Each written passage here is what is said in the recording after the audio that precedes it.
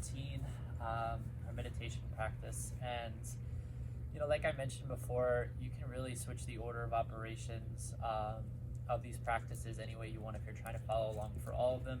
I tend to notice that meditation is the one that if I skip it, I notice it the most. Just my thoughts become more accelerated. I feel more easily irritable. I'm not as mindful when I choose my words, especially when I teach. So this is really the practice that I think if all else fails, I need to get my meditation practice in. So we're going to practice a 10-minute meditation together today. But for me, my daily driver is more of a 20-minute meditation. So any of you that want to stay a little bit longer, I'll kind of link the videos together so that you can watch it as one. And I'll have a standalone little meditation series coming up. But I just wanted to say too, it's been so funny. People have asked me about filming classes, and I've had like a lot of resistance to it because I was like, oh, I need to be with people and stuff. But I've actually really enjoyed this. So if you're watching this, thank you so much for joining. Couple just things to note about meditation, especially if you're brand new to meditation. I always say to people, you really can't be good at meditating. And there's truth in that, and there's ways that we can definitely improve our meditation practice, but really it's about the commitment to stillness and the commitment to just being silent. And guided meditations are wonderful. They're wonderful tools to help us on our journey into meditation, but I think ultimately it's like kind of having a coach, and then eventually we have to go in and play the game. We have to kind of take what we've learned and then apply it somewhere. So this is going to be a really basic technique. Couple things, we talked about set and setting for your meditation practice. So ideally you're in a space where, the world's not perfect, noise happens. You guys heard the jets while we were doing, yoga before, but, and we have my neighbor's dogs that'll bark at us sometimes. But we really want to try to at least do the best we can to set ourselves up for success. So I'm right back in my space where I practiced yoga this morning. The sun is out now, which actually feels really good. Part of the reason I do the cold therapy before the meditation is now it just feels so good to sit in the sun. But yeah, we really want to make sure we have ourselves a nice area to sit in. So whether you're gonna, I prefer to sit cross-legged, although I don't naturally sit very easily cross-legged. So what I like to do is either a bolster or a couple blankets or just something underneath my seat at first, just to kind of get my hips warmed up to the idea that I'm going to do this. And since I just did the basic, sun salutations with you guys, I didn't really do a lot of hip opening. It's going to be nice for me just to sort of bring my elbows inside my thighs, make a little prayer hands, and then just sort of push my legs out and squeeze back with my legs. And to squeeze back with your legs is actually going to help you to open your hips. So either a couple rounds of this, or you can just come into like sort of the standard butterfly stretch. You can see like I don't have the most naturally open hips. So for me, it's a little bit of a challenge to get my knees to want to come down, so you can give them a little bit of help or pulse forward and backward. Just a little bit of movement in the hips before we go into that. If you don't like sitting with your legs crossed, or maybe it doesn't work for your body or work for your knees, like for me, I have a kind of a creaky knee. Another way we can go is just into Virasana, right? Into hero seat. So sitting on our shins, right? Again, a lot of padding, a lot of bringing of the seat up off the ground is going to help take some of the pressure out of the knees and legs. And some people prefer this as well. I just got in a habit of sitting cross-legged, and it just, I just really enjoy it. I like the way that it feels on my body. So once you've kind of decided on your seat, again, it might take me another second or two just to get my legs. I hope it really comes through to, I was just watching the video and I noticed, like I'm going bald and I have these little love handles, but I just love that for these beginner videos because I just think it's really cool that this is where I am in my life. This is who I am, and but I'm just so happy. I feel so grateful, and part of it is these morning routines, and I'll share a little bit about why they're just so important.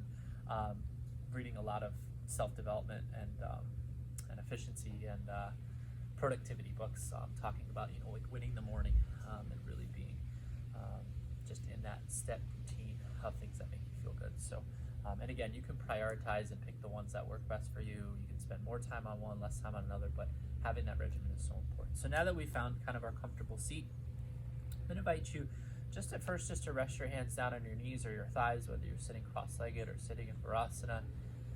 Close your eyes and just give yourself a moment to just like do a brain dump, right? Just like don't try to quiet your mind right away. Give your mind a few moments just to run. Just give it a chance to just run. And sometimes this takes me a minute, sometimes it takes me 10 seconds.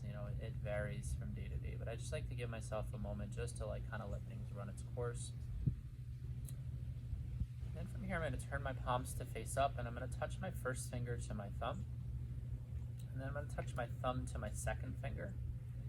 I'm going to touch my thumb to my third finger, and then to my fourth finger. And if you need to open your eyes to kind of find your way on the first couple rounds of this, it's totally fine. So we're going to touch the thumb to the first finger, the middle finger, the ring finger, and the pinky finger. So let's just get a little rhythm with that. The first finger, second finger, third finger, fourth finger.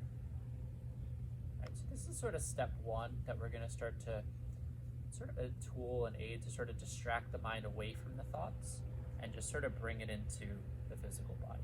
Right? This is also going to help align the two hemispheres of our brain, and I'll talk a little bit more about in the blog and in my social posts, but just so we know kind of what the meaning and what the intention and why this is so effective. So let's just do that a few more times. If you're still working through it, first finger, second finger, third finger, fourth finger.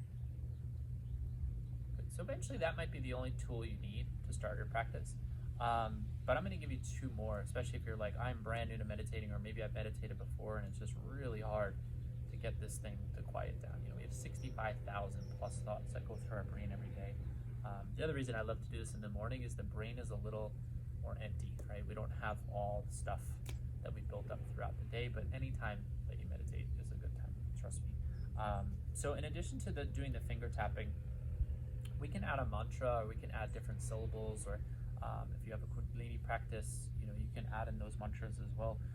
But for our purposes, all we're going to do is every time we touch a finger, we're going to think to ourselves the sound of Om, right? That deep thudding Om to ourselves. And you can chant it if you want. I like at the beginning just to sort of think it. So it's first finger Om, second finger Om, third finger Om, fourth finger Om.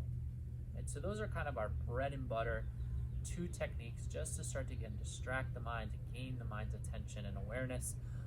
Now, if you notice that this is really difficult for you still, even with these two techniques, if you're still having thoughts like in the background, in addition to these other two thoughts, there's also a practice in counting as well. So you can layer in as you see fit. I would recommend trying the tapping and the Om first, and then maybe if you're still feeling distracted, by the time you get to your pinky finger, that would be one, right? So it'd be first finger, second finger, third finger, fourth finger with the Oms, and then one, and then first finger, second finger, third finger, fourth finger, two, right? So now the counting exercise, if you can tap, Om, count, and have other distracted thoughts, you have a super high active brain, which is a great thing. It's a beautiful thing that it's that active, but you might even need to dig a little bit deeper. But for about 95% of the population, those three techniques should be enough to fully gain the attention of the brain. So we're just going to do a 10-minute meditation together.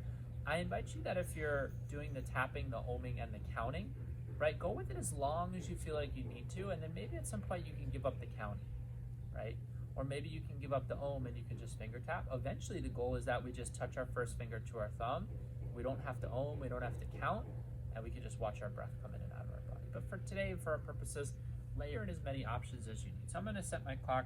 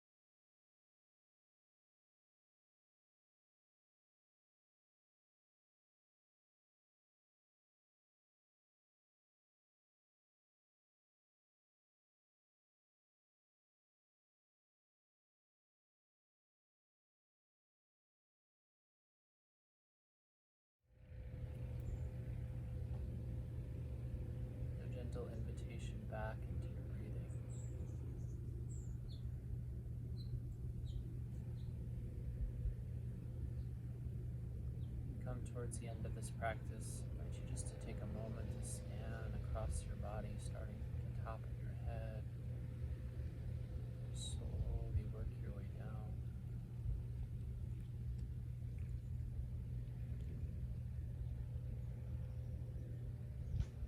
Notice without judgment how you feel. Good or bad, just notice. So we like to complete this practice by audibly vibrating, whether that for you is the sound of Om. Maybe you keep the lips sealed, the bumblebee breath, which we'll talk more about the next couple of weeks, the Brahmari breath, which is really powerful, it's vibrating inside. Maybe it's just some primordial sound, just a natural sound singing that comes out of you. Sometimes this is just 3 rounds for me, which is what we'll do today.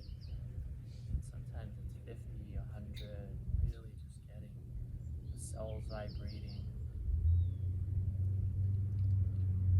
Just letting out some noise. Bring our hands to the heart center. Take a deep breath in to prepare.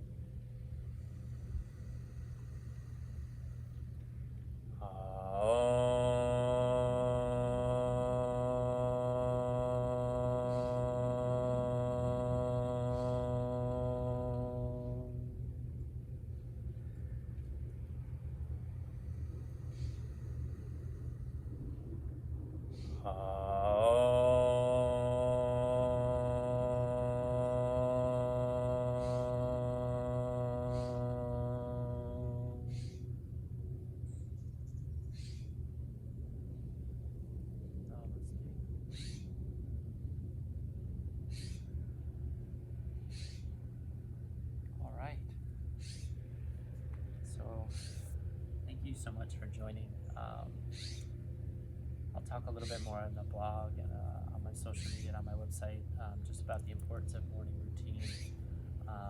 It's really funny. You'll notice a break in this video. 2 things happened. I had my dad call me, so I had to stop the video. And then I also, for some reason, on the second round, didn't hit record, so I had to kind of cut it together, but hopefully it all still looks good on the other end. But yeah, I actually intentionally don't bring my phone out for my morning routine, and I'll share a bit about that in the blog as well. I've really committed myself to trying to not look at my phone before I start my morning routine, and it's hard. Those phones are addicting. But yeah, it's just kind of out of order in terms of bringing the phone out, so not setting it for do not disturb. And this is my first foray into doing this. I hope you guys enjoyed it. I really enjoyed it. I'm looking forward to making more of these videos and bringing you along for the journey of my practice, some workouts, some more meditations, the breath work, the cold therapy, and my goal is really that just makes a difference for you in just any kind of way, whether small or big. I just love to share what really works for me, and it's a beautiful day here in San Diego, as it usually is. Just really grateful that you're watching this. And last step, final thing, hydration and ginger turmeric shot, which I juiced beforehand. So I'll show you the finished product, and then in the coming weeks I'll show you how you can juice it yourself. But that's the last thing, and then I have clients in 25 minutes, so I gotta hit the road. So this took me about an hour and 45, 50 minutes. It was a little longer because of the camera work and stuff, but usually I can get this done about an hour and 20, hour and 30 minutes in the morning. But I know that's a pretty big morning routine, so if that's a little bit ambitious in terms of your time commitments, really commit to something that you can commit to, right? Like set yourself up for maybe a 10-minute meditation, or even a 5-minute meditation, 5 minutes of breath work and a cold shower, or maybe 10 minutes of stretching, or maybe you alternate days, but set yourself up with a schedule for success and commit. That's the biggest thing. There's a lot of these days I actually didn't even really want to do this, and it was sharing it with you that got me really motivated, so thank you again. But yeah, certain days it feels flowy and it feels fun, and some days it's like, oh, gotta get up and do all the things. But yeah, make the commitment and know that you'll feel better just from having a routine. And without even the practice, just having a routine will make you feel better, make you more successful and productive throughout the course of the day. And I hope you join back for some more videos. Again, feedback is welcome. But yeah, lots of love to y'all. All right, so final step of the morning routine. We have our pre-juiced ginger and turmeric. It's not so easy the first couple times you do it, but it gets better. So I've poured out a shot of that, and I'll show you what I use in terms of a juicer. And then really simple, just a squeeze of lemon into, I drink about 2 to 3 of these a day. So I believe a 1 quart hydro flask, but at least 48 to 72 ounces of water, which is 2 to 4 cups, big cups of water in the morning with a squeeze of lemon. And then I also love to infuse some herbs as well. So I intermittent fast and I don't eat in the morning, but I love having that feeling of like having a little taste of basil or some mint. I have some basil growing here. I also have some mint growing out in my garden, which is out there. So all I'll do is I'll come here in the morning, just take a few sprigs of some basil, throw it in, and then this guy is about, I think, 15 bucks on Amazon, just to keep the seeds out. Sorry for the camera work. And so I'll just take this guy, right, squeeze, whoop, got it in the eye, right in the morning water, right on the camera. Squeeze this guy out. And then you want to make sure you have a good filtration system. Water quality is so important. We just had a little reverse osmosis installed, but you can also use an alkalizer as well. They're a little bit more expensive. I'll go into like the science behind why reverse osmosis is just fine in terms of you do lose some trace minerals, but you can get those just from a plant-based diet. If you're eating lots of fruits and vegetables, you don't have to worry about your minerals. So I always like to have this kind of as my chaser set up and ready to rock, because this is a doozy going down, but you're gonna feel a real nice internal fire, really good for digestive health. Turmeric, just an all-star root vegetable, and ginger, really good as well. So here we go, bottoms up. Whew. It's getting easier, but still tough. And then right to the water. So yeah, 2 or 3 of these guys a day. 1 of these guys in the morning after the cold therapy, get a little internal fire going. Put this back in the fridge, and that's it. Ready to start my day.